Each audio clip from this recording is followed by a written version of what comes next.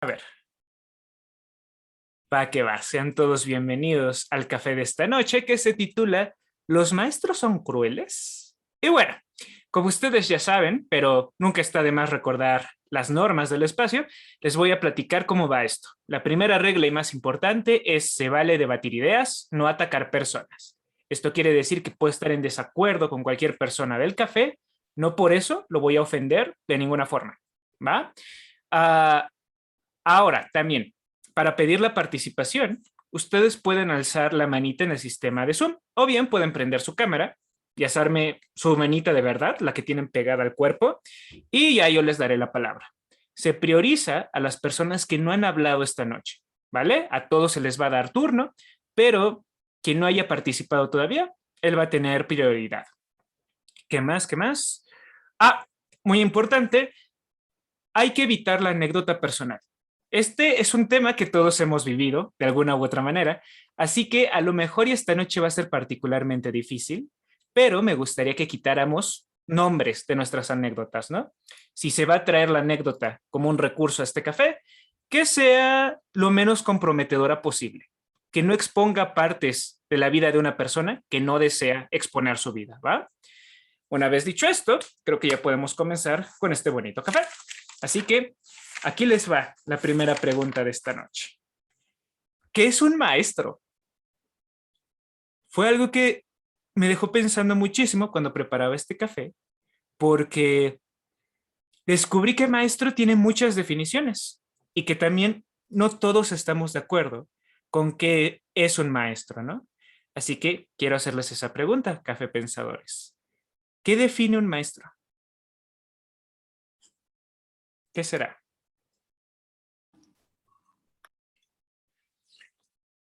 Ya saben, manitas o manitas en el chat. Las dos funcionan. Manitas de carne y manitas amarillas de Zoom.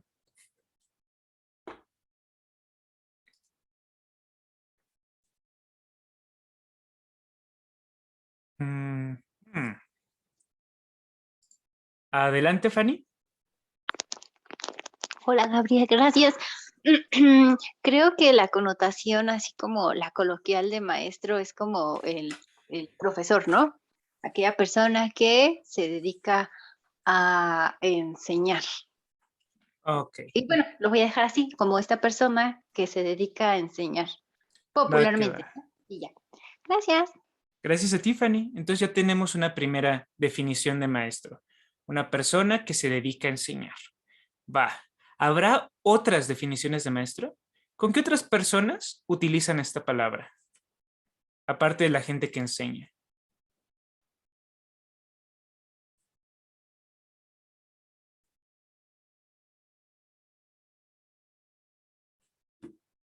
Diego, adelante.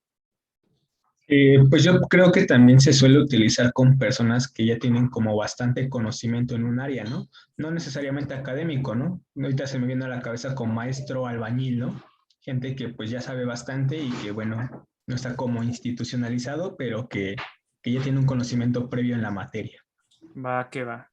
Entonces, otra posible definición de maestro es alguien con mucho conocimiento de algo en específico. Muchas gracias, Diego. Eric, ¿tú qué piensas? Eric No, Nava y luego Eric Delgado.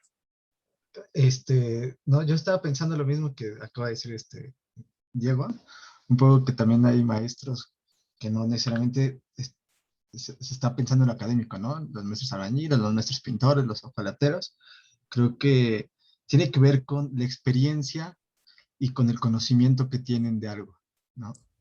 Creo que la Ya, experiencia también tiene que ver mucho para que alguien sea nombrado maestro. va que va.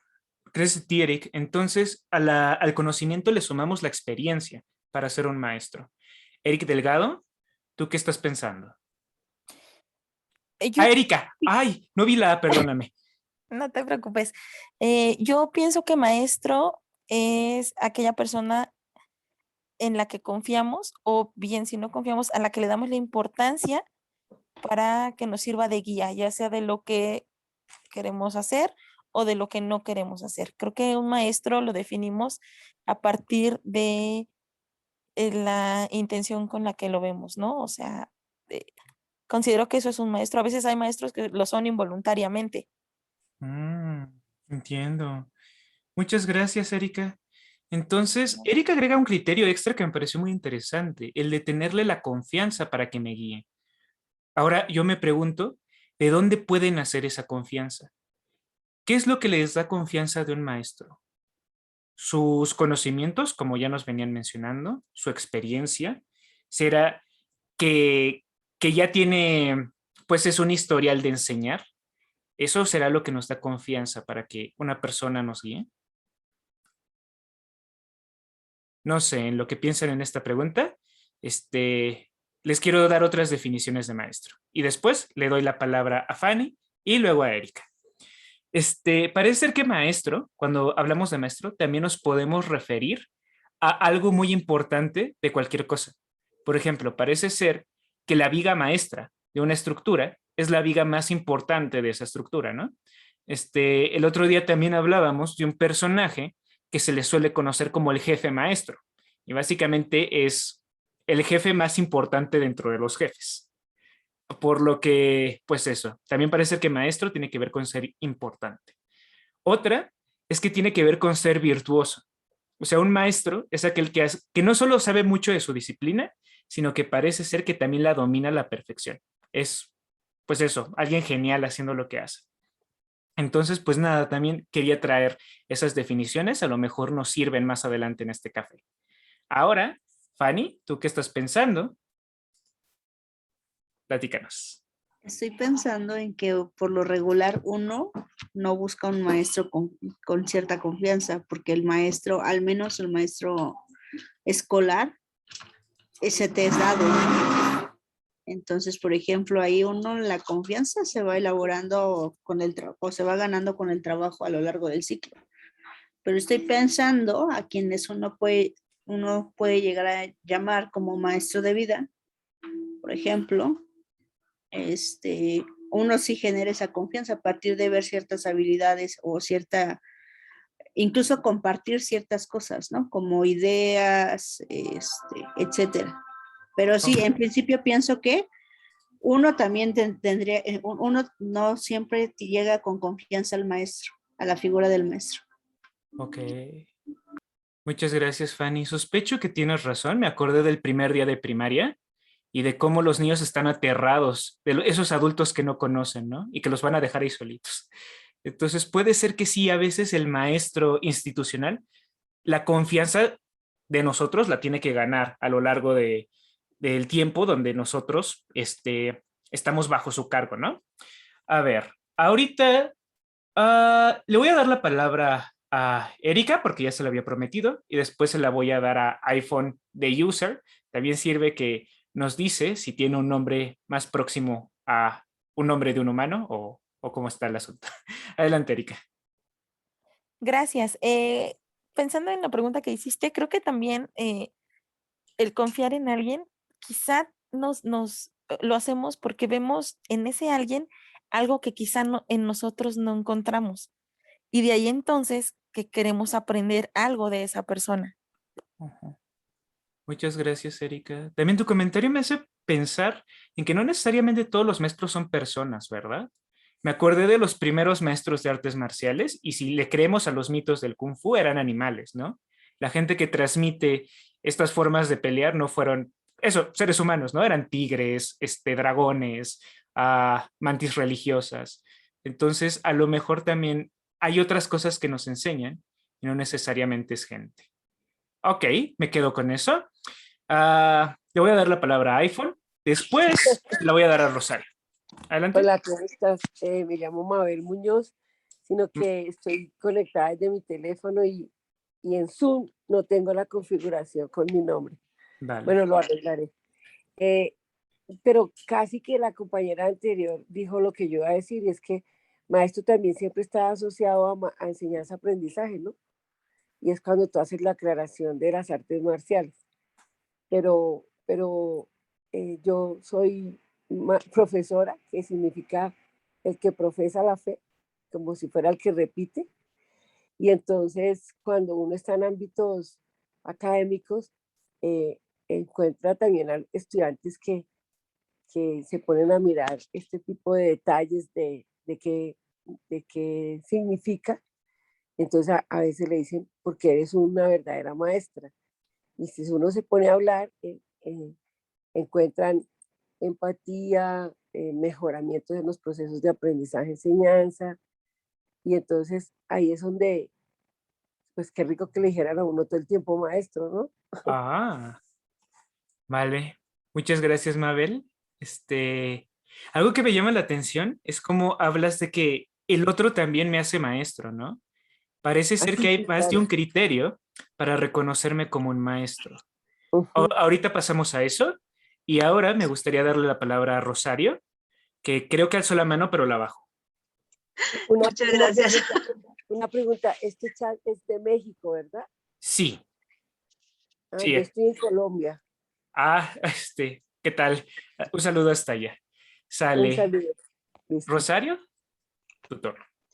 Sí, muchas gracias. No, es que la levanté porque de repente me surgió una duda. Si se va a tomar como sinónimo o cuasi sinónimo de maestro, profesor, docente, senpai, mentor, guía, tallerista. Esa por una parte.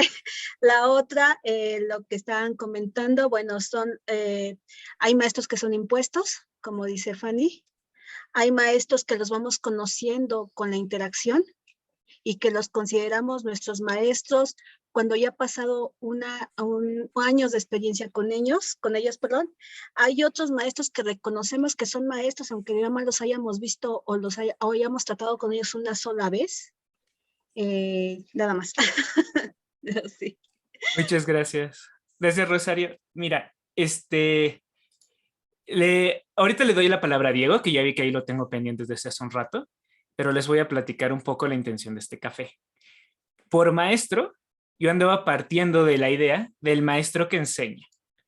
Antes de referirnos al maestro virtuoso, al maestro que es el principal de una estructura, al maestro que tiene mucha experiencia o al maestro que tiene mucho conocimiento, a mí me interesa más la figura del maestro, entendido como esa persona que su trabajo es enseñar, ¿no?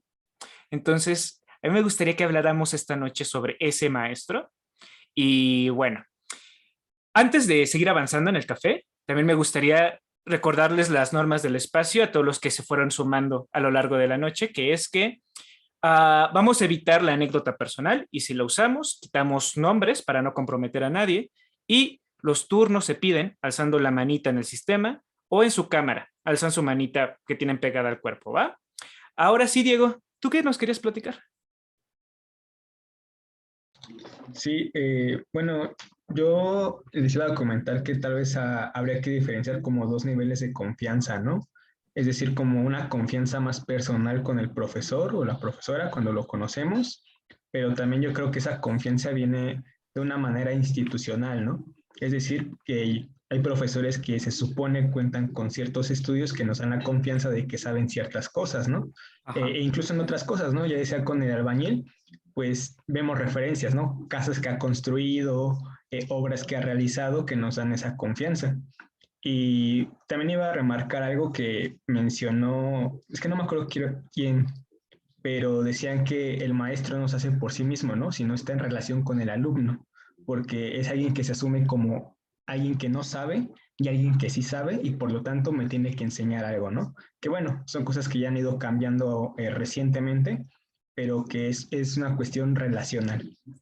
Ok, muchas gracias, Diego. De hecho, a partir de tu participación y un par de participaciones previas, me gustaría que la siguiente pregunta del café es, ¿qué hace maestro un maestro? ¿Será el título, la experiencia o la evidencia de su trabajo? ¿Qué será? En lo que van pensando, ¿qué credenciales tiene que presentar un maestro? Voy a leer un poquito el chat y a ver, ¿qué tenemos por aquí? Rafael pone, persona que se dedica a transmitir una idea y está en constante retroalimentación, ¿ok? Me imagino que aquí se refiere a la pregunta de quién es un maestro, ¿no? Y luego, Daniel pone llave maestra cuando hablábamos de las otras definiciones de maestros y creo que esa justo se refiere a algo virtuoso, ¿no? Una llave que abre todas las cerraduras, pues es muy hábil esa llave en su tarea de abrir cosas. Entonces yo creo que ahí nos referimos a una llave que es virtuosa en sí, ¿no?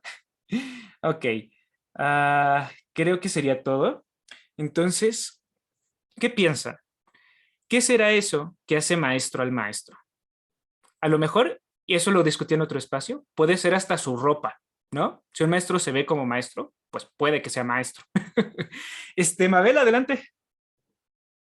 Bueno, yo no sé qué hace maestro o maestro, pero de pronto yo sí sé que o quisiera participar en algo que no lo hace, porque se da mucho la experiencia, la práctica o el pensar de que al maestro lo hace la experiencia.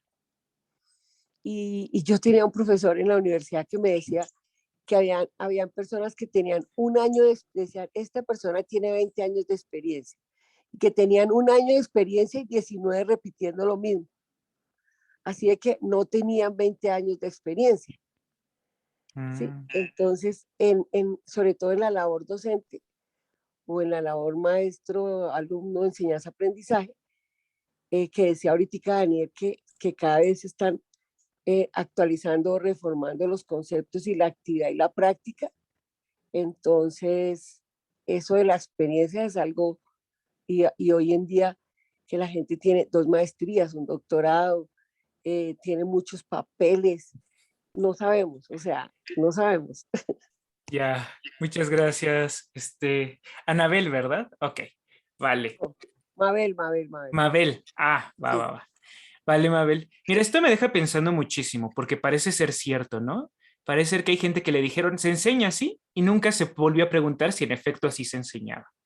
Ahora, yo les quiero platicar una historia que de verdad pasó, pero siguiendo el espíritu del café voy a quitar nombres. En mi primer año de universidad, entré a una clase de estadística y recuerdo muy bien cómo llegué al salón y solo vi una persona ahí parada. Y yo llegué tarde, como 20 minutos tarde. Entonces, la persona se me acerca y me dice, oye, ¿y tus compañeros? Y yo recordaba haberlos visto afuera del edificio. No, están aquí afuera. ¿Y por qué no se han pasado? No lo sé. ¿Les puedes hablar para que vengan a tomar la clase? Y yo, sí, claro. Salgo y les abro y les digo, oigan, ¿por qué no han entrado? ¿Por qué no han entrado al salón? Y ellos me responden, pues es que en el salón anda ahí un chavo como de posgrado, entonces pues no lo queríamos interrumpir. Y ahí fue cuando les digo, no, pues es que él es el maestro, él es el que está dando la clase. Y ya que entramos, descubrimos que este chico tenía apenas 28 años, o sea que era 10 añitos más grande que la mayoría de nosotros, y nadie lo reconoció como maestro. Entonces dijeron, no, pues es de posgrado, o ha de estar en el último semestre, ¿no? Entonces, de ahí viene mi pregunta. ¿Será que necesitamos vernos como maestros para ser maestros? Un poquito lo que venían platicando hace rato, de, de que el otro es el que me hace maestro. Si el otro me reconoce como maestro, es cuando me convierto en un maestro, ¿no? Vale, Diego, ¿tú qué opinas? A mí me pasó algo similar, bueno, algo parecido, pero al revés. Pero, o sea, alguien había llegado pues, que era alumno y nosotros tuvimos que era la maestra. Hasta un amigo le preguntó, oye, ¿eres la maestra? Ok. No se enojó, pero pues, bueno, esa es otra historia. Pues, si tienen que ver como maestros, o sea, como que, bueno, dentro de nuestro como estereotipo de cómo se debe ver un maestro, pues a veces, bueno, o sea, depende qué tan prejuicioso seas igual, porque pues igual, ¿qué tal que dices, ay, no, ese fachoso, ¿qué me va a enseñar? O puede que sea alguien muy, muy sabio, que sí tenga una metodología, o puede que por el otro lado, alguien que esté trajeado y con una vestimenta formal, pues sea un completo incompetente. Así que yo considero que no debe lucir, como un maestro, o sea, entre comillas. O sea, para mí, pues es más importante, pues el contenido, que tenga ciertas didácticas y eso. Ok. Pero pues también me voy con la idea de vestir para la ocasión. O sea, es como si te piden ir a una fiesta formal, pues no vas a ir con una playera de un equipo de fútbol. Mm. Pues no. O sea, y pues igual supongo que para dar clases, pues sí, pues habrá quien sí tenga la idea de vestir para esa ocasión de dar clase. Vale, Diego, muchas gracias. Entonces, siguiendo el orden de participaciones, iría Jesús Almeda porque él no ha participado, después Eric Nava y luego Juan Carlos. Adelante, Jesús. Bueno, yo creo que algo característico del maestro es que inspira, que él te inspira. Yo creo que por eso la película La Sociedad de los Poetas Muertos o incluso Merlí pueden, o sea, son como dos modelos muy seductores de maestros, hablando ya un poco del ámbito académico, porque son ese maestro que transgrede, pero que a la vez que transgrede también inspira a los otros. Es como que y es algo muy interesante porque él sirve como un intermediario entre quien es aprendiz y entre el conocimiento, lo que se tiene que saber. Es como si fuera un cupido, es el que enamora al aprendiz del conocimiento, de lo que se tiene que saber. Que claro, o sea, muchas veces uno es ficción, pero uno ve Merlí y esa prácticamente ejecutar a Merlí en la vida real. No, es como, bueno, Doctor House es otro asunto, pero como que ejecutar este personaje en la vida real, para empezar, Merlí nada más da una clase, Merlí no, o sea, quién sabe qué tan tolerable sea, pero yo creo que eso, un maestro es aquel que inspira. Ok, muchas gracias, Jesús. O sea que un maestro tiene que ser persuasivo, ¿no? Parece ser que es una de las cualidades que tiene que tener un maestro, de que poder convencer a los alumnos, de que se tienen que enamorar del conocimiento, de la sabiduría o de la técnica que él transmite o que él trata de divulgar. Entonces, vale, creo que me puedo quedar con eso. Eric, ¿tú qué estás pensando? Sí, yo estaba pensando en qué características tiene un maestro más allá de la vestimenta, ¿no? O sea, pienso que precisamente la vestimenta no hace al profesor, bueno, al maestro, en muchos sentidos, ¿no? O sea, como ya los había mencionado, ¿no? No siempre aquella persona que va mejor vestida es el maestro. No, no quiero decir el que sabe más, ¿no? Sino el maestro. Creo que sí hay un estereotipo. O sea, si tú vas a la Facultad de Filosofía y Letras, prácticamente ahí, pues bueno, tienes un estereotipo de maestro que cambia a 3 pasos, por ejemplo, al menos aquí en la UNAM, ¿no? 3 pasos más adelante te vas a derecho y te metes así vestido de profesor de filosofía y seguramente allá no te van a creer que eres un maestro, ¿no? Porque no traes el traje. Creo que hemos construido estereotipos de maestros. O sea, sí creo que hay ciertos lugares donde uno se presenta de cierta manera para ser un maestro, ¿no? Te digo, en filosofía el maestro que carga su café, ¿no? El intelectual con los libros, ¿no? O sea, tienes que corresponder. Pero eso no quiere decir que necesariamente son maestros, simplemente o que tenga que ser así siempre el maestro, ¿no? Pero es un estereotipo y creo que hemos crecido con varios estereotipos que nos dicen cómo debe ser un maestro. Gracias. Vale. A ti, Eric. Juan, ¿tú qué piensas? Algo semejante a lo que comenta Eric, porque en tu anécdota, haces referencia a que un maestro tiene que verse como tal y tiene que ser reconocido también como tal.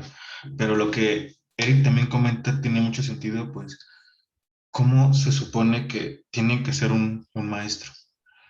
Y me parece que se han dado varias características para poder considerarlo.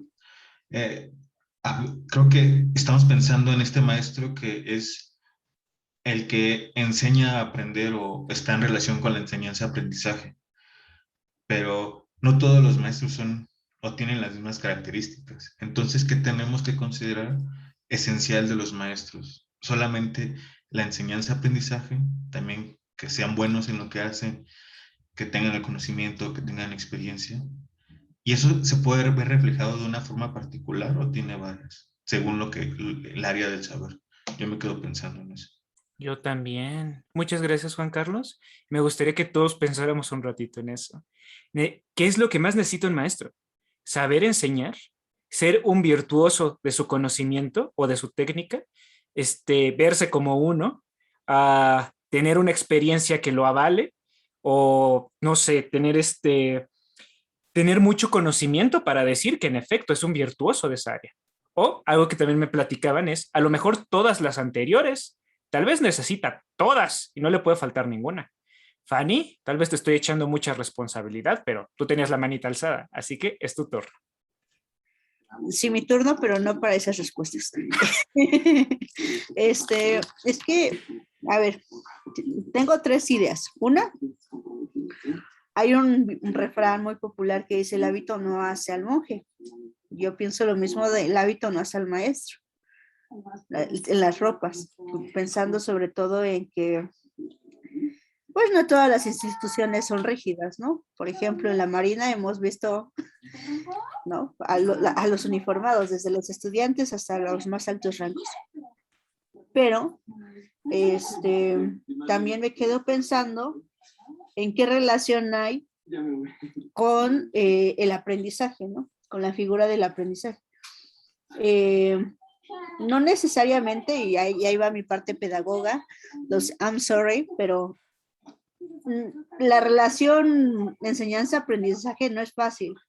De hecho, ni siquiera existe. O sea, no hay enseñanza y aprendizaje. Una persona puede llegar a enseñar y no necesariamente va a haber aprendizaje del otro lado. De hecho, puede ser enseñanza, aprendizaje, enseñanza. Aprendizaje, enseñanza, aprendizaje, ¿no? Y hay muchas formas de relacionarlo, pero pensar nada más en esa única dirección es un poco catastrófico. Y la tercera idea que se me viene a la mente, muy a la Montaigne, no sé si un maestro tiene que ser humilde, porque allí el que presume de sus conocimientos es un pedante, no es un maestro. Ajá. Hijo, ahorita pones muchas cosas en la mesa, Fanny.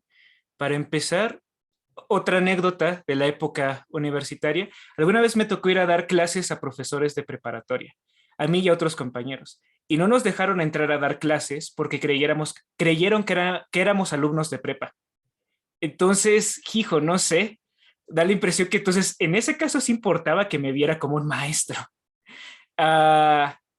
Y también me quedo pensando en lo que mencionas sobre si el pedante no es maestro. Entonces sospecho que a muchos maestros de todos los niveles tendríamos que quitarles su cátedra. Bueno, pero dejando ya de lado mis ideas extrañas, creo que ahora le iría a Rafael Chávez, luego a Israel Sánchez, que ellos no han hablado todavía, y después les daría la palabra a Diego y a Mabel. Adelante, Rafael. ¿Qué tal? ¿Cómo están? Muy buenas noches. ¿Se me logra escuchar bien? Sí. Muy amables, en verdad. Wow, qué tema tan interesante han plasmado. Me quedo más con muchas preguntas. Ahorita de repente soy uno de los pocos que pueden aportar en este tema en sentido de conclusiones, porque siento que el profesor, escuché muchas nociones de que a veces al momento de tratar de construir analíticamente la definición de maestro, nos surgen más dudas que respuestas. Al momento que analizamos al noción de profesor, si es una persona que se presenta ese panorama de enseñanza, aprendizaje, una retroalimentación, es justamente lo que había escrito hace un momento. Necesariamente no se da el caso. A veces, tanto por una soberbia de repente de uno de los lados, e incluso he visto estudiantes que piensan que algunos profesores no son aptos para poder recibir una enseñanza adecuada, nos lleva a pensar, nos orienta hacia otra pregunta, hacia otra investigación, que vendría a ser, ¿cuál es ese conocimiento? ¿Cómo si un maestro trata de enseñar, cuál es esa escala de enseñanza que brinda? ¿Cuál es la correcta enseñanza? Si esa enseñanza que brinda lo hace automáticamente maestro o no. ¿Cuándo te vuelves un maestro en su totalidad? ¿Cuánto es justamente la calidad de enseñanza que debes tener para que tú te puedas llamar maestro? ¿O es inclusive, que es algo que yo postulo y de repente que yo propongo ahora en la charla, obviamente a motivo de debate, obviamente? Creo que el profesor es esa persona que te ayuda a entablar esta construcción de tu especialidad, seas, no sé, naturales, sociales, sea la especialidad que sea, pero que existe una retroalimentación mutua. Puede ser mínima, puede ser máxima, pero generan una retroalimentación y un aprendizaje, de repente en distintos grados, pero esto es lo que genera un maestro. Es por eso que algunos estudiantes también pueden generar un tipo de maestría ante los mismos profesores, entre comillas, obviamente, ¿no? Bueno, más o menos ahí lo dejo más o menos. Vale, gracias, Rafael. Israel, ¿tú qué crees?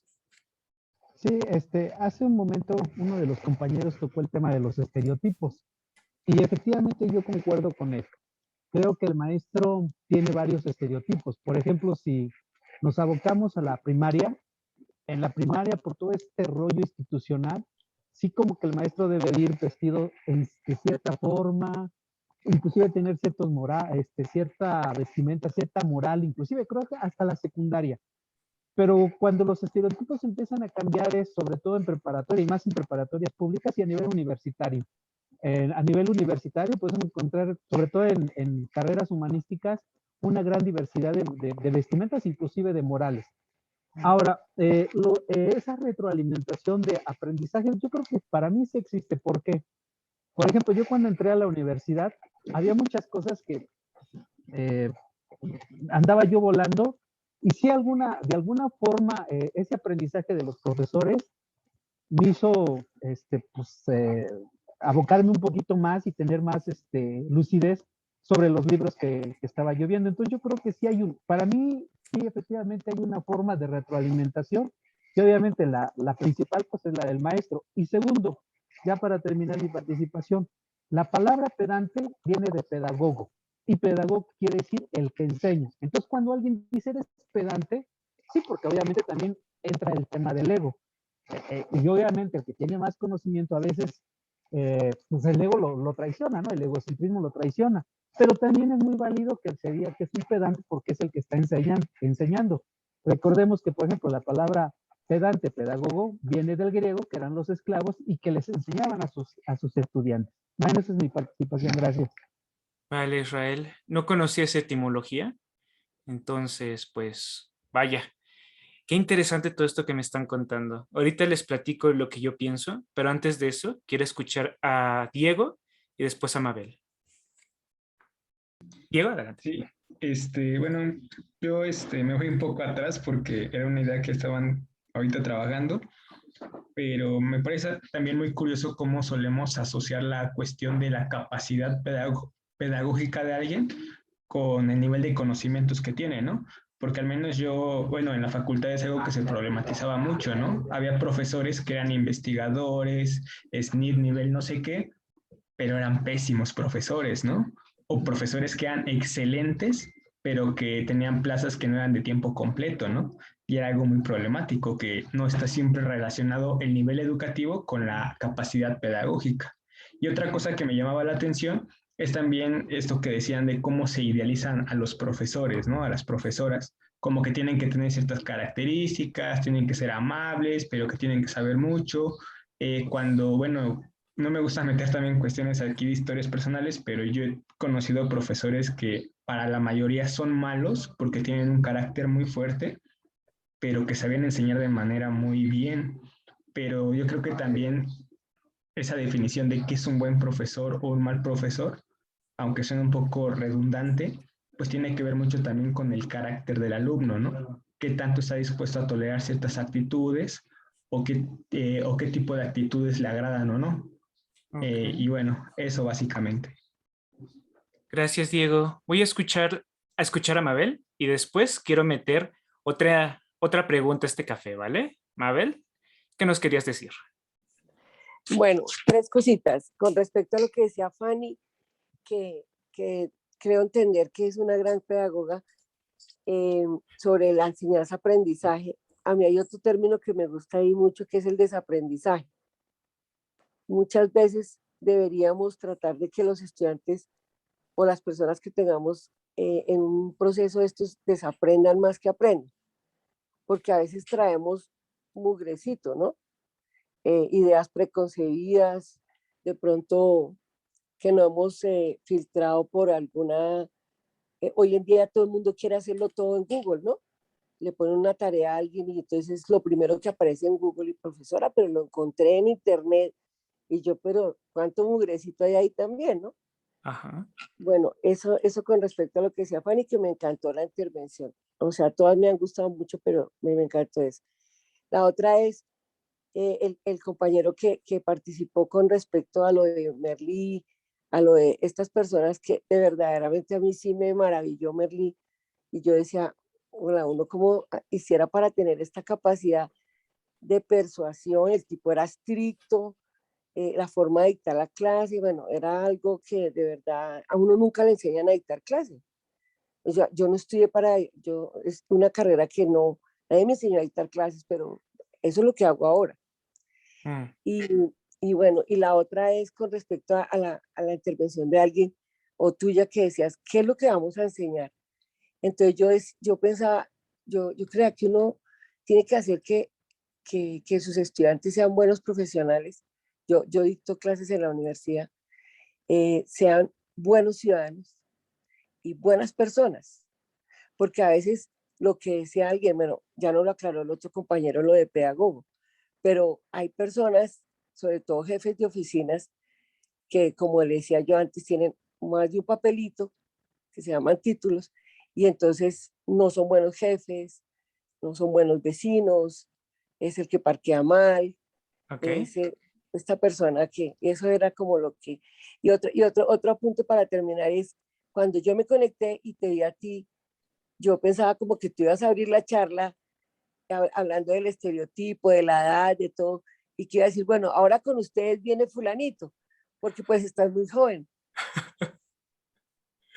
Vale. Muchas gracias, Mabel. Te agradezco también el que me hayas dicho que todavía estoy joven. Pero, ¿qué creen? Les voy a platicar lo que he concluido hasta este momento del café. Luego meto otra noción y Mariana, lo siento, pero te va a tocar abrir esta nueva pregunta. Pero ya sabes, esta regla es flexible. Bueno, me da la impresión que entonces no tenemos un buen criterio para decir qué hace maestro un maestro. Parece ser que los criterios son muchos y también depende de la persona. O sea que los criterios para evaluar a un buen maestro son completamente subjetivos, ¿no? Entonces, no hay algo que haga maestro a un maestro. Eso dependerá de los criterios de instituciones, los alumnos del maestro, el propio maestro, etc., ¿no? Pero quiero recordarles el título de este café, que es ¿Los maestros son crueles? Y eso viene de un supuesto que yo traía cuando planteé este café. Y ese supuesto es que no importa si eres un maestro con buenas o malas intenciones, la posición de maestro, o sea, la figura de maestro, es cruel en sí misma. Te lleva a ser cruel, ¿no? Entonces, lo primero que me gustaría preguntarles en esta segunda parte del café es, ¿ustedes están de acuerdo conmigo que ser un maestro al final del día te hace ser cruel? ¿Tú qué crees, Mariana? Bueno, gracias, Gabo.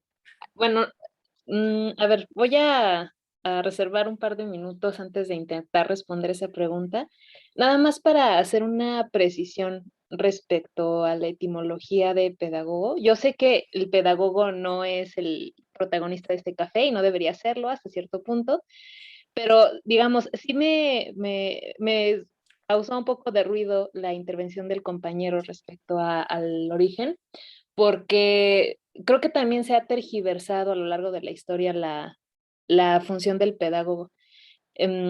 O sea, recordemos que en la antigua Grecia el pedagogo efectivamente era el lacayo, el esclavo de las familias, digamos, aristócratas en ese momento, pero literalmente paidagogo viene de agogein, que es conducir.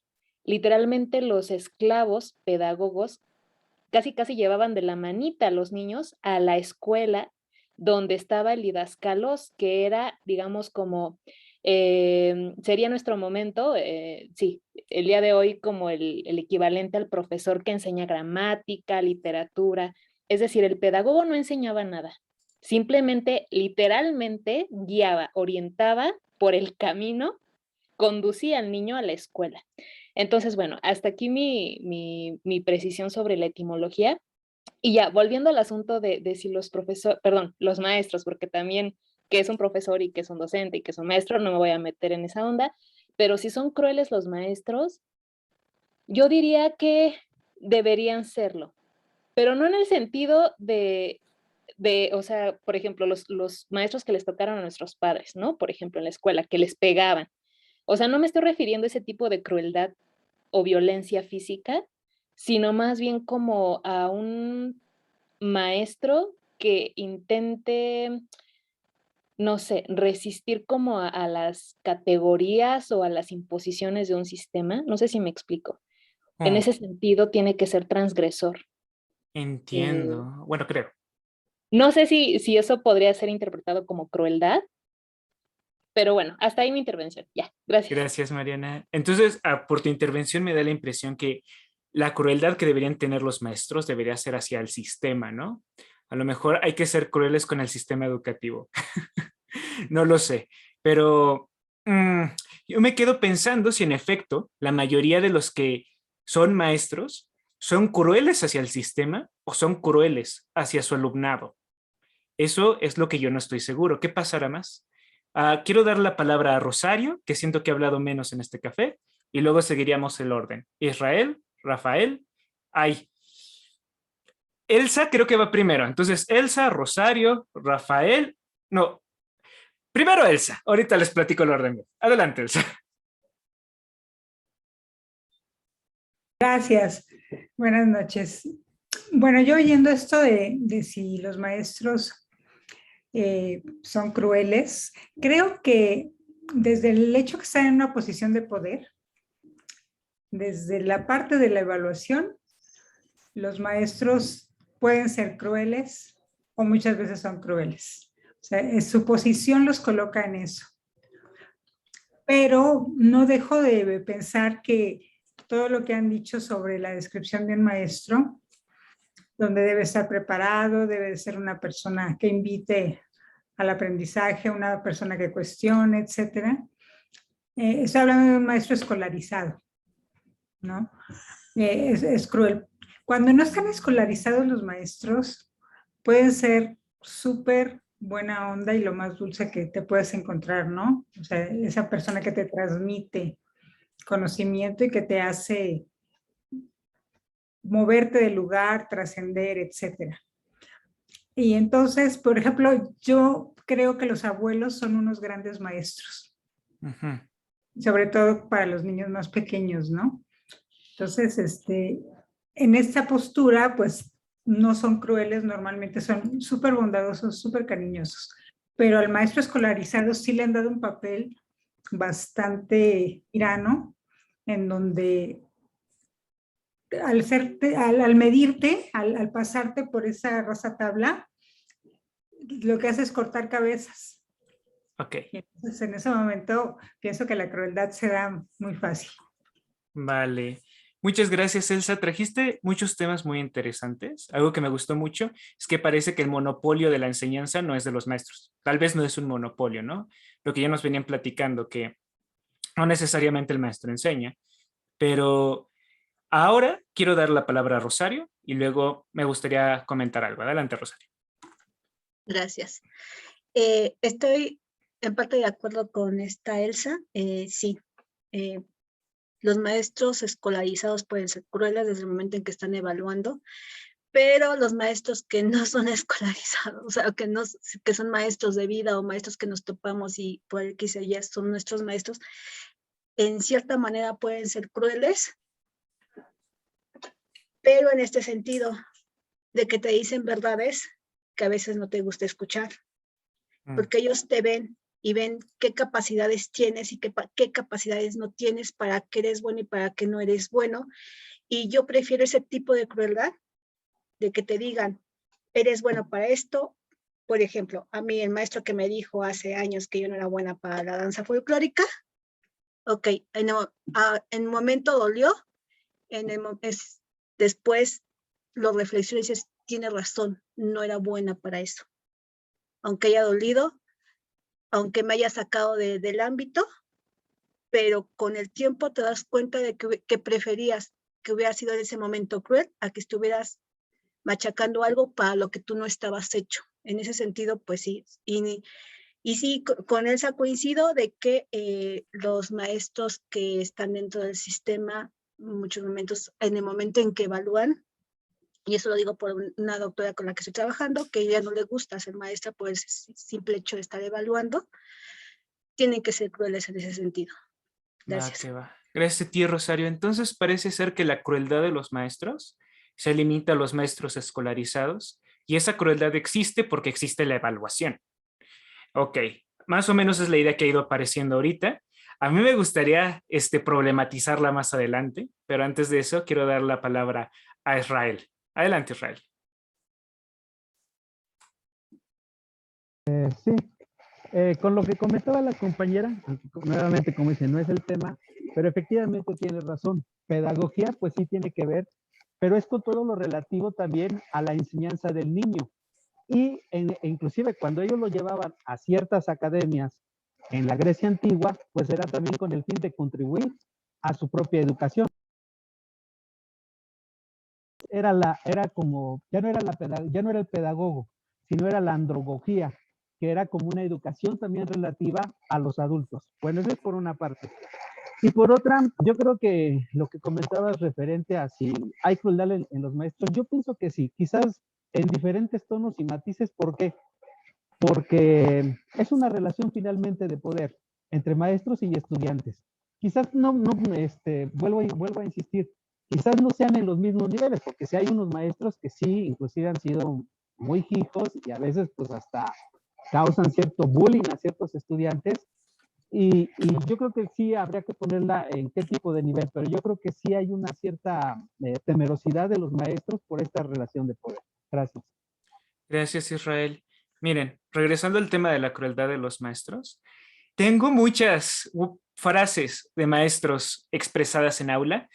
Una que jamás se me va a olvidar fue un maestro de investigación que nos dijo a todos: sus trabajos son tan malos que me han provocado malestar físico. He estado horas en el baño vomitando por sus trabajos. Ok, parece ser que éramos muy malos o él tenía el estómago muy sensible. Quiero citarles a otra maestra que no fue mía, pero me la encontré en internet. Dice: cada semestre convivo con alumnos que no saben qué es el periodismo. Y cuando lo descubren, se dan cuenta que no tenían talento. Entonces, todo esto a mí me deja pensando, bueno, ¿y si estos dos maestros se equivocaron? No sé, sospecho que también los maestros se pueden equivocar, ¿no? Así que ahí también me comienzo a preguntar. Vale, los maestros parece ser que sí son crueles en un sistema escolarizado y cuando evalúan. Y ahora, ¿podemos justificar esa crueldad o tendrían que cambiarla los maestros? Ahorita ya les cambié un poquito la jugada. Entonces, Rafael, dinos tú qué estabas pensando. Oh, sí, sí, en verdad, muchas gracias, Gabriel. Yo creo que debemos separar un poco a esta crueldad de repente del profesor. Netamente hablemos, bueno, yo me estoy refiriendo al profesor académico y también me gustaría hablar sobre ese profesor de vida, por decirlo así, ¿no? Como de repente, como dijo la compañera, los abuelos o los familiares o otras cuestiones de sentido común que nos podrían enseñar otras personas.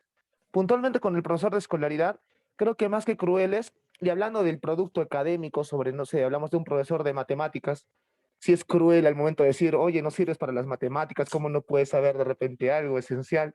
Y netamente lo digo en mi caso, en algún momento he tenido profesores así puntualmente. Yo creo que más que crueles son indiferentes.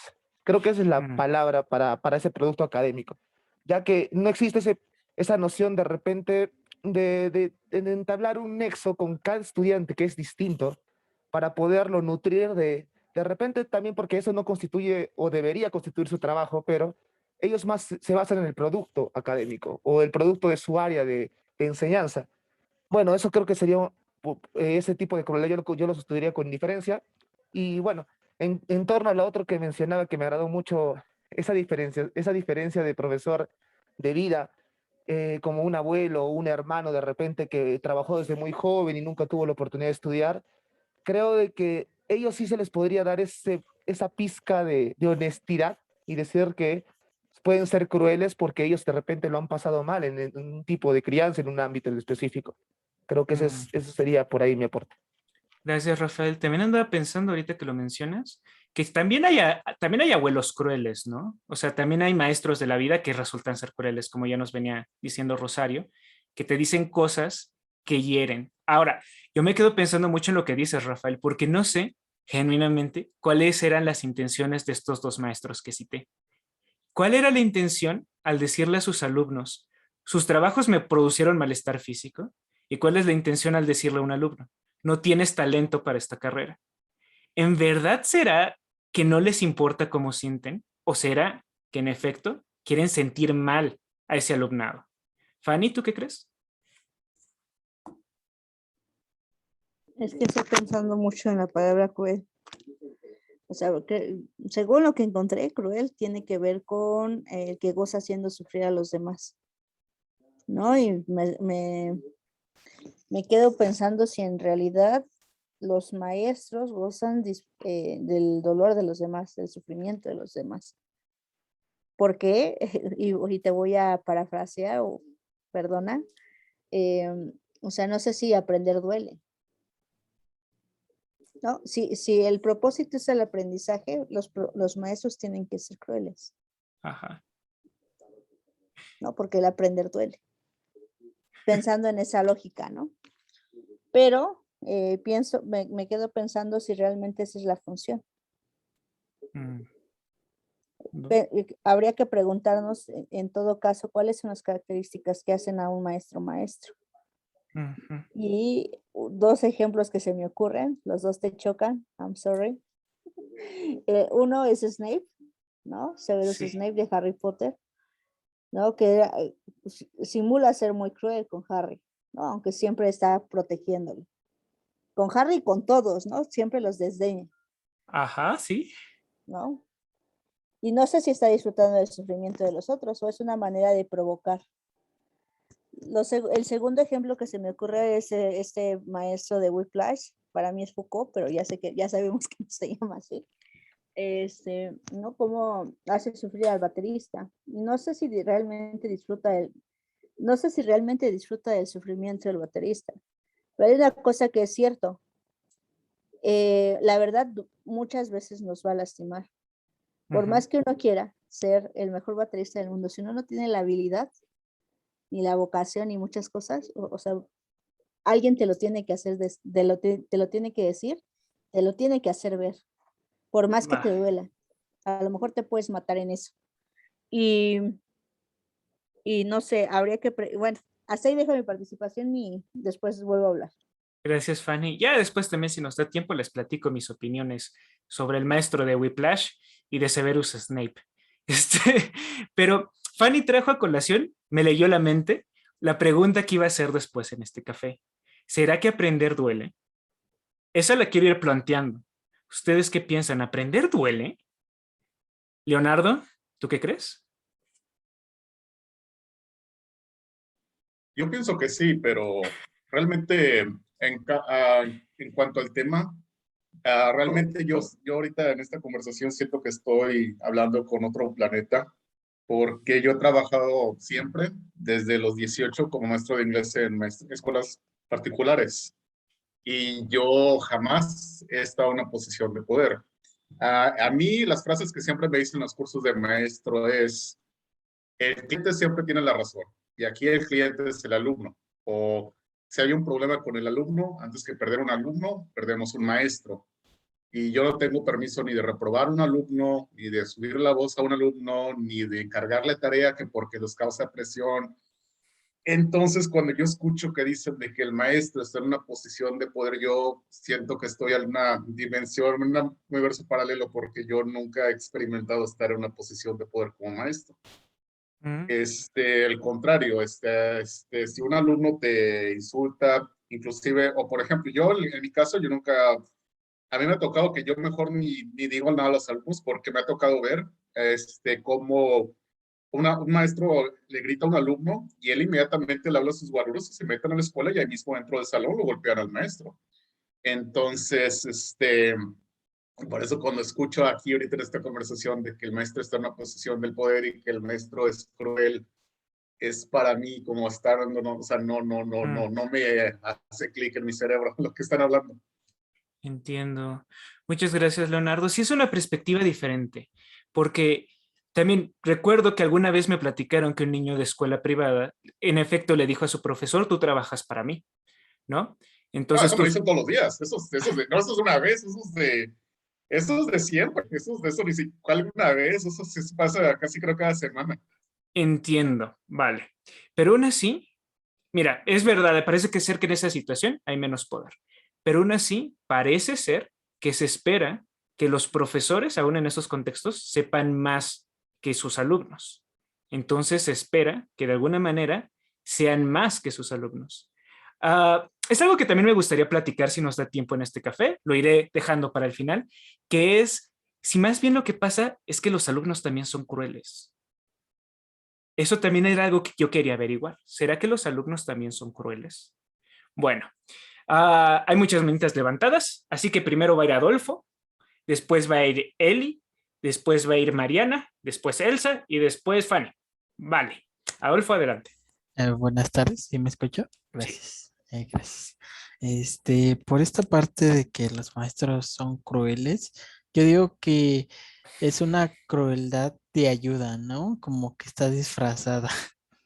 Pero una crueldad que digamos que lleva un fin. Tal vez el profesor, tal vez sea bueno o malo o sea diferente al profesor, ocupe palabras fuertes o incite al alumno a supérame, ¿no? No, no solo te quedes con lo que yo te explico, ¿no? Yo digo que sí, los profesores pueden ser crueles, pero crueles con un fin de poder ayudar a un alumno. Y lo digo que tal vez en un buen profesor, ¿no? En un guía que te ayude de una manera algo cruel, ¿no?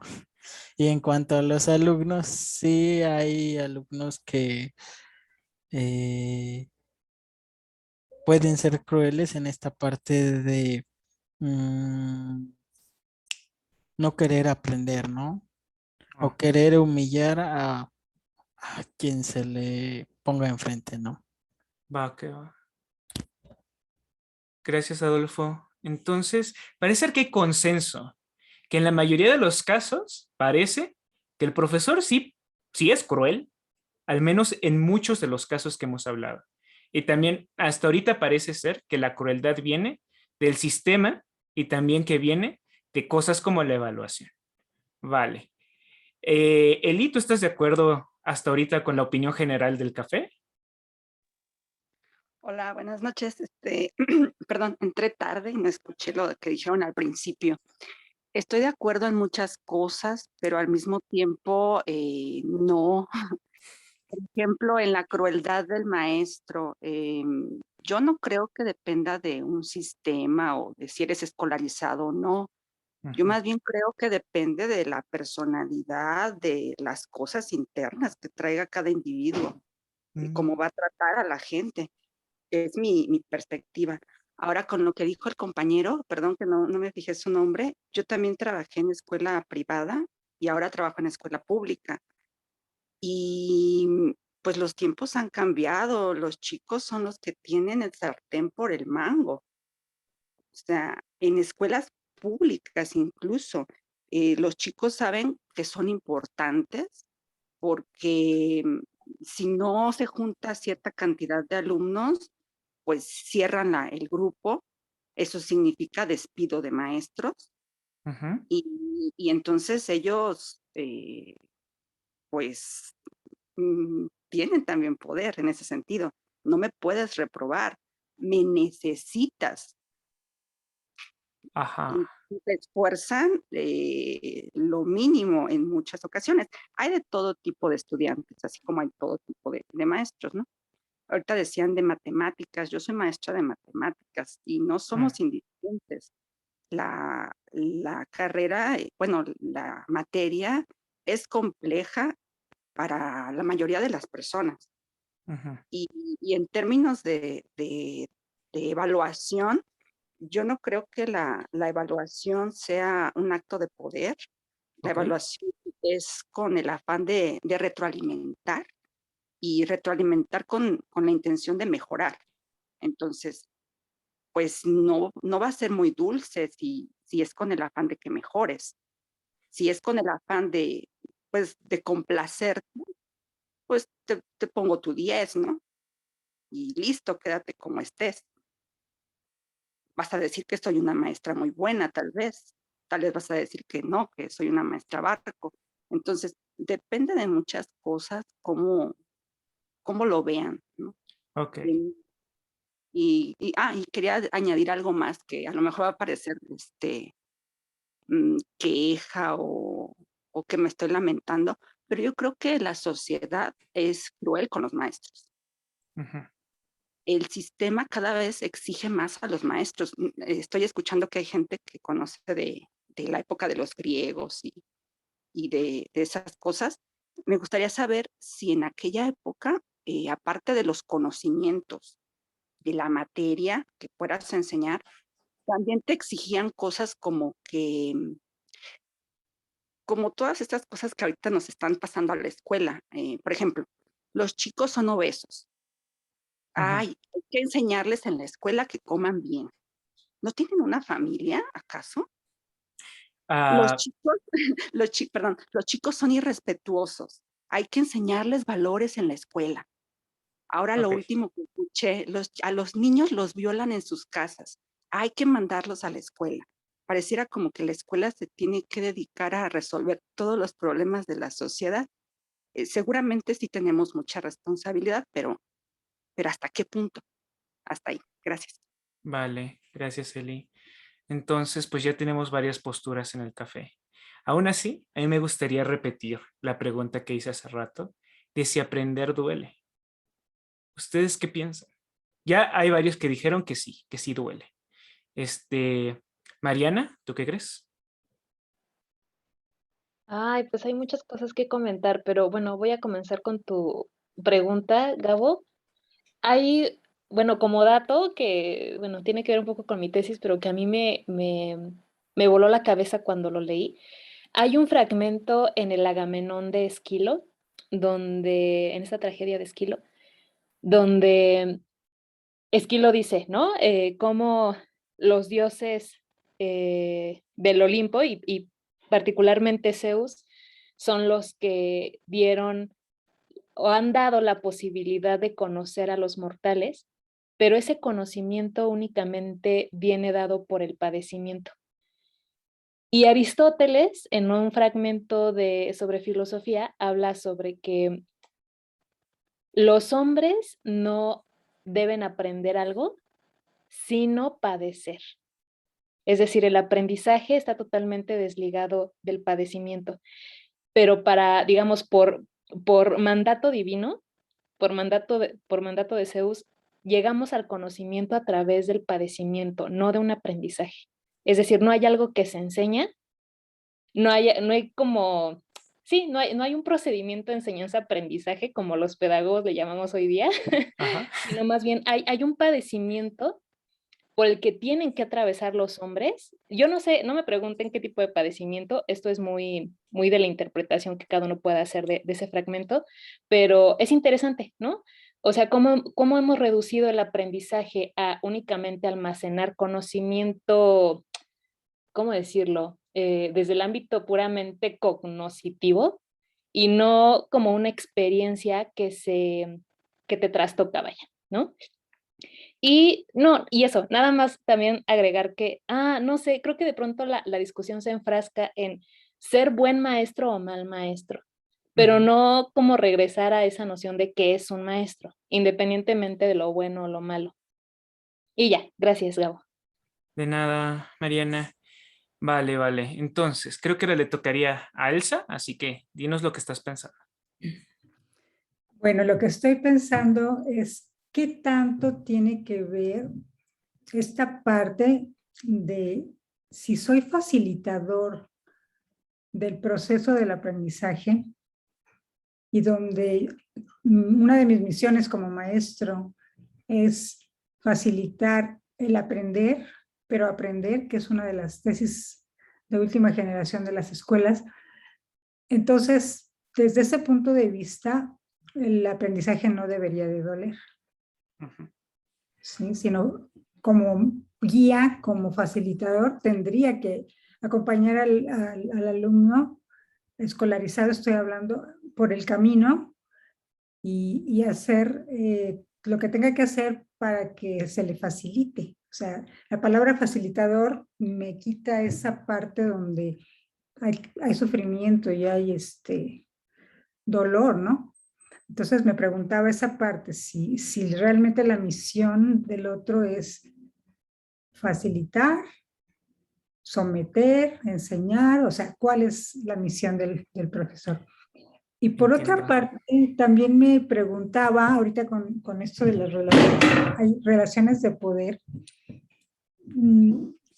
que toda la parte de los derechos humanos ha venido a revolucionar esto de cómo se comportan los alumnos ahora en clase y cómo se comportan en casa.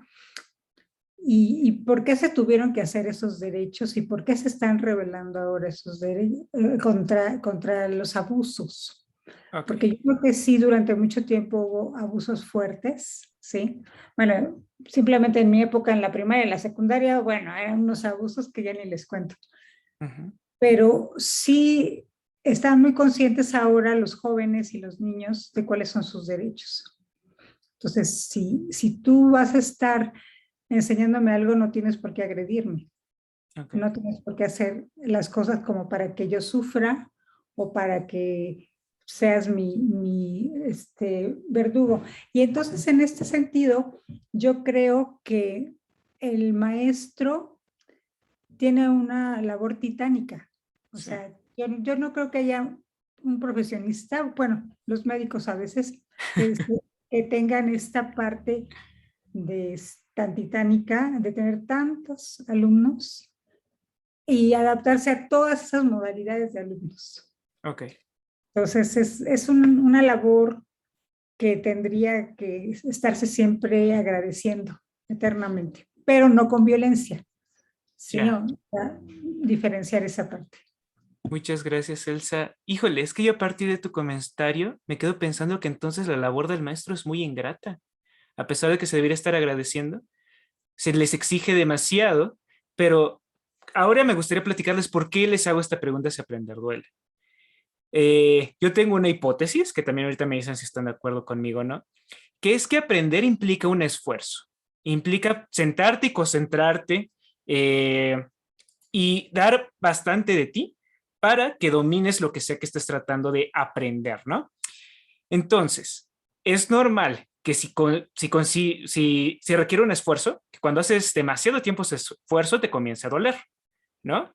Parece ser que independientemente de si estamos hablando de un sistema escolarizado o no, la misión del maestro es mantenerte haciendo ese esfuerzo para que no te rindas antes de tiempo y aprendas. Si ese es el caso, entonces la labor del maestro muchas veces es causar dolor, ¿no? Era lo que yo preguntaba hace rato, si aprender duele. Entonces, si es así, es ahí de donde nace mi pregunta. ¿Será que todos los maestros, incluso si tienen buenas intenciones, incluso si, si ellos mismos no están en una situación de poder, incluso si el sistema también los lastima, ¿no será que la figura de maestro es una figura cruel? Bueno, creo que esa va a ser la última pregunta de la noche y me voy a ir con todas las participaciones que estamos aquí pendientes. Vale, vamos a dar la participación a Fanny, luego a Rafael, a Israel, a Eric y a Leonardo.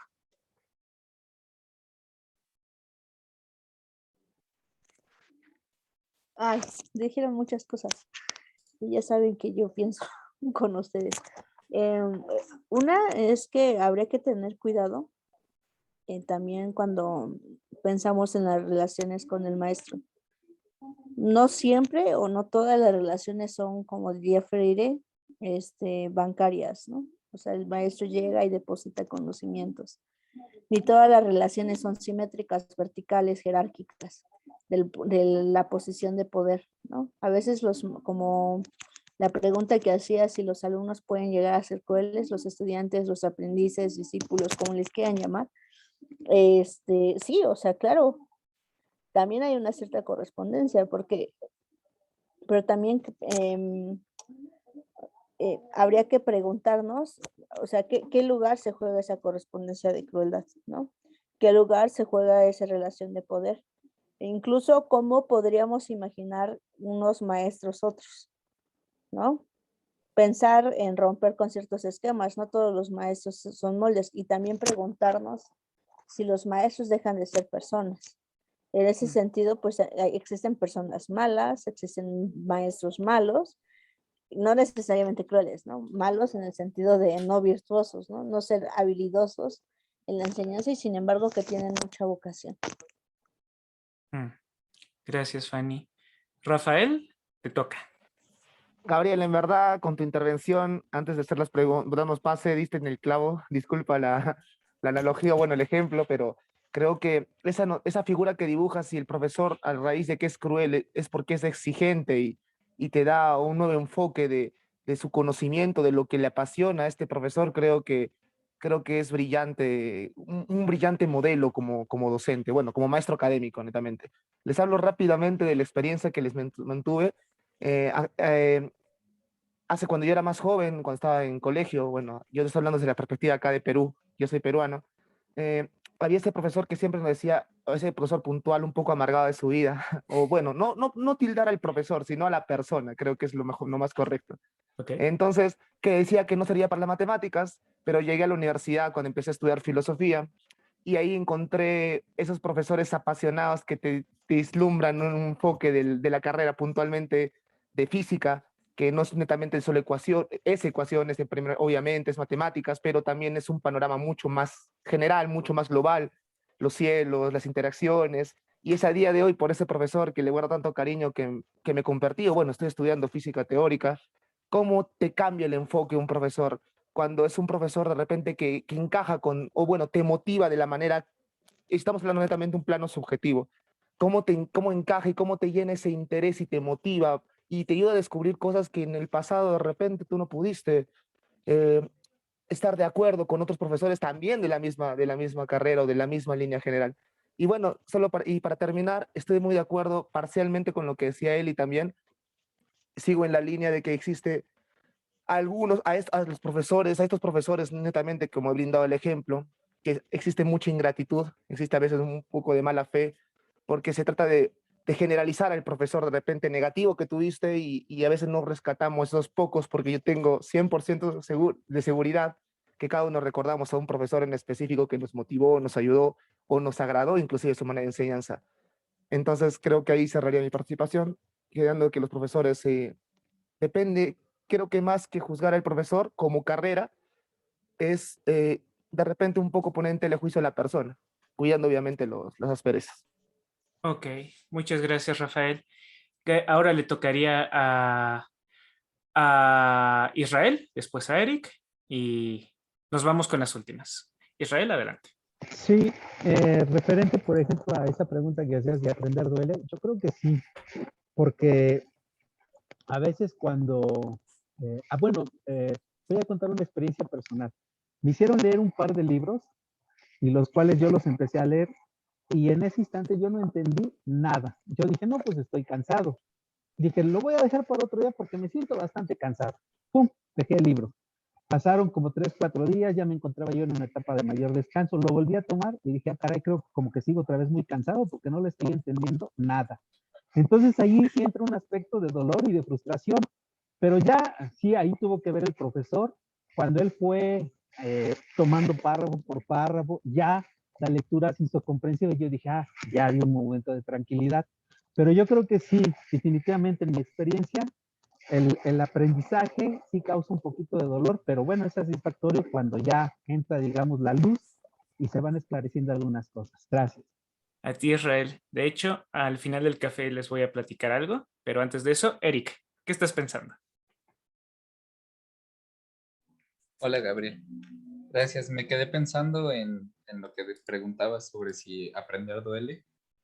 No sé si duele, pero sí creo que es incómodo y a veces es bastante difícil. A veces aprender tiene que ver con desaprender otras cosas. Pero se me hace cuanto menos curioso lo que nos comentaba, perdón, no recuerdo quién, lo del Agamenón. Y hay muchas narrativas, ¿no? A Adán y Eva aprender les costó ser expulsados del paraíso. A Prometeo también le costó ser castigado por toda la eternidad.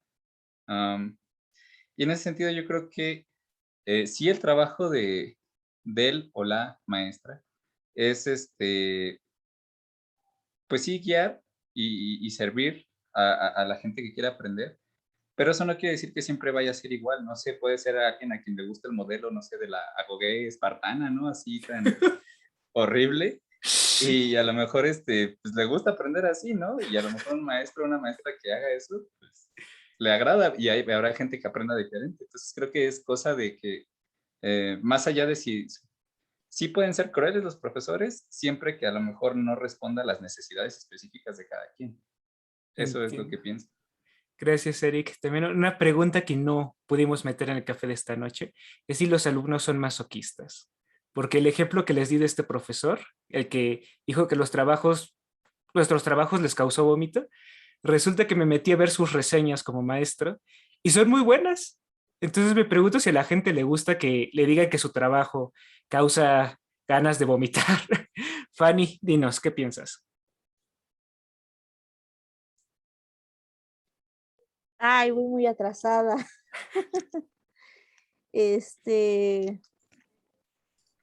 Ay, no sé. Me quedé pensando en otro tipo de crueldad, ¿no? Estaba pensando en los maestros y los estudiantes que se enfrentan a ciertas dificultades que no necesariamente tienen que ver con el carácter del profesor, sino más bien del sistema. Por ejemplo, las dificultades del maestro rural, que tiene el maestro rural o el maestro de una escuela multicultural o intercultural para enseñarles a alguien que a lo mejor no habla el español. O sea, es un sistema cruel, ¿no? Darte cuenta que muchas de las veces tu lengua no está dentro, no está dentro del sistema, ¿no? Y que a veces te hace sentir inferior. También las imposibilidades, ¿no? Cuando te das cuenta de que estás incapacitado para ciertas cosas, eso también es cruel. No solo por parte del maestro hacia el alumno, sino también cuando el alumno le hace ver al maestro que está incapacitado. Reconocer la ignorancia, por ejemplo. Okay. Las preguntas que duelen, maestro, ¿por qué existe la pobreza, maestro? ¿Por qué esto? ¿Por qué en los libros no se habla de los indígenas, no se habla de los negros? ¿Por qué estas ideas hacen que mis compañeros me ataquen, ¿no? Por ejemplo. Son algunos de los elementos que se me ocurren, pero bueno, mi respuesta va muy atrasada. Creo que está bien, Fanny. Creo que nos aportas a otro posible responsable de la crueldad. Tal vez no es ni el maestro ni el alumno, sino el sistema. Vale. Diego, Leonardo y Rose son los últimos. Adelante, Diego. Sí, pues mi participación iba muy encaminada a lo que acaba de decir Fanny, porque creo que es importante como bajar esa cuestión de si aprender duele. Yo diría que más bien también que cuesta y puede ser cansado, ¿no? Porque si nos vamos como al mundo de las ideas, pues corremos el riesgo de que se quede en eso, ¿no? Pero hablando en un sentido más material, habría que ver también cómo más allá del profesor o de la pedagogía que está en el aula, también cómo cuesta aprender a partir de la experiencia de vida de los alumnos, ¿no? Es decir, yo lo digo más en un sentido institucional, gente que le queda lejos su lugar de educativo, ¿no? A 2 horas, que tienen que tomar transporte, un camión, el metro, etcétera. O que, por ejemplo, es gente que no tiene una tradición académica de casa, ¿no? A comparación de otros chicos que qué bueno, pero que seguramente se les va a facilitar más si ya tienen una tradición académica, ¿no? O sea, y lo digo porque yo lo he visto de chicos que tienen padres académicos que pues como si nada, ¿no? Los textos vas y no pasa nada. Y chicos que empiezan por primera vez la universidad y que les cuesta horrores, ¿no? O sea, no entienden, se les dificulta y a veces los profesores pues no se detienen a ver esas necesidades, ¿no? Esas carencias que tampoco están ahí para resolverlas, pero que juegan un papel importante a la hora de aprender. Okay. No sé, hay alumnos que, por ejemplo, llegan y no han desayunado, que han pasado 2 horas del metro, que se tienen que parar temprano. Y aparte de eso, los otros chicos que pues ya acaban de ir al gimnasio, que se pararon tarde porque les queda 5 minutos la universidad. Es decir, como ese circuito donde se mueven, pero que también juega un papel importante. Vale, Diego, muchas gracias. Leonardo, así, súper veloz. ¿De sufrir? No, bueno, si hablas pues, por sufrir, aprendes lo que es un esfuerzo, sí, es necesario, Y dos, tener la preocupación que tienes que aprender si no vas a reprobar. Esa, digamos que es sufrimiento mental. También, pero ahorita a las escuelas no les importa el aprendizaje, les importa la escolarización. O sea, que los alumnos saben que realmente no sufren porque saben que si no pasan el examen, si no hacen los trabajos, de todas formas pasan el curso. O sea que sí, no, no hay sufrimiento ahorita, no hay preocupación, no hay aprendizaje, solo hay escolarización. Vale. Ok. Rose, tú cierras este café. Adelante. Ay, qué fuerte. No me digas eso. Bueno, yo la verdad me gustó mucho escuchar a todos. En un inicio sí creí que la respuesta para si un profesor los profesores son crueles, yo decía que sí, porque al final yo conozco muchos profesores que no tienen compasión, ¿no? O sea, en las tareas, en los trabajos, no sé, a lo mejor pones una coma o te falta una coma y te reprueban, ¿no? No te lo aceptan. Pero también pensé que pues esta parte de generar el conocimiento, de hacer que otra persona pueda abrir los caminos de la mente, a lo mejor podría ser un tipo de crueldad, ¿no? Porque no se detienen, o sea, siguen avanzando.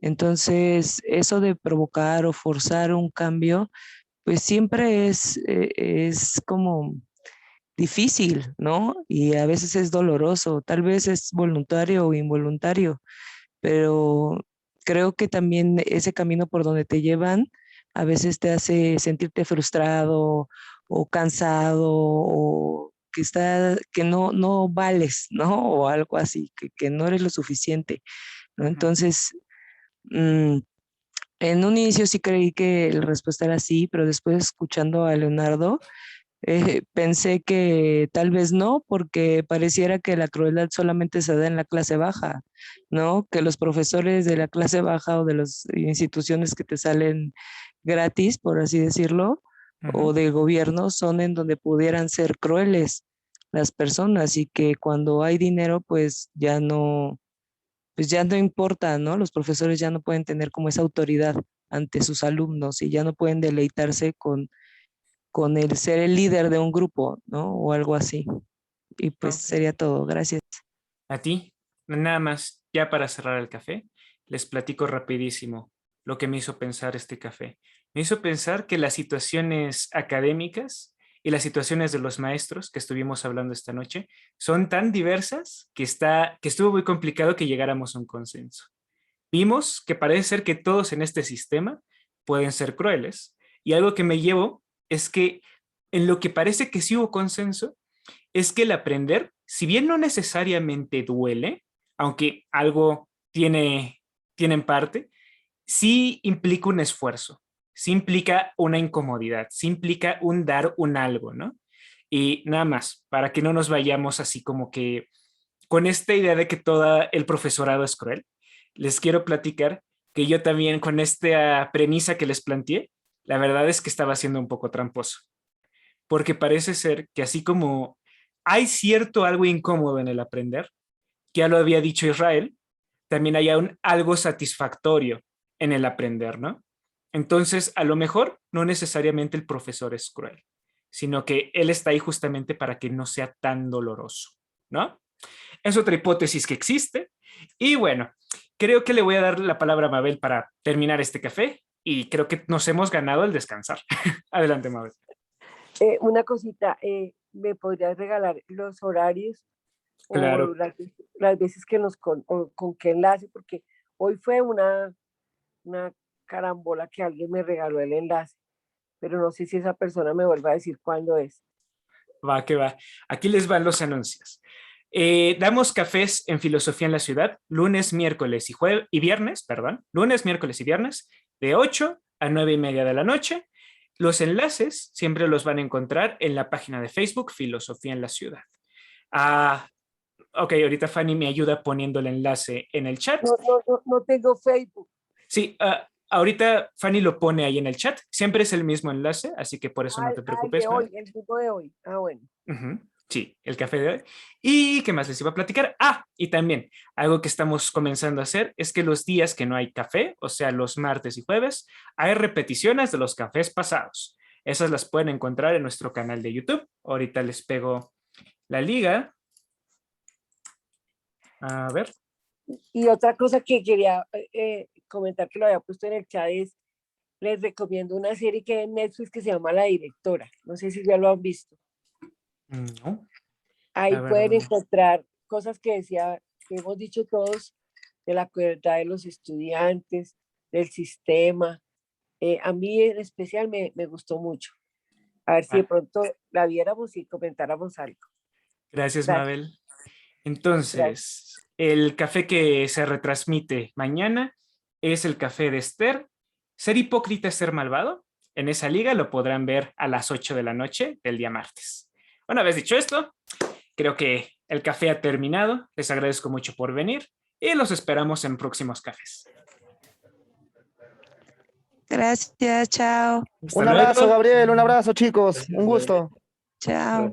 Nos vemos, nos vemos. Nos Muchas vemos. gracias.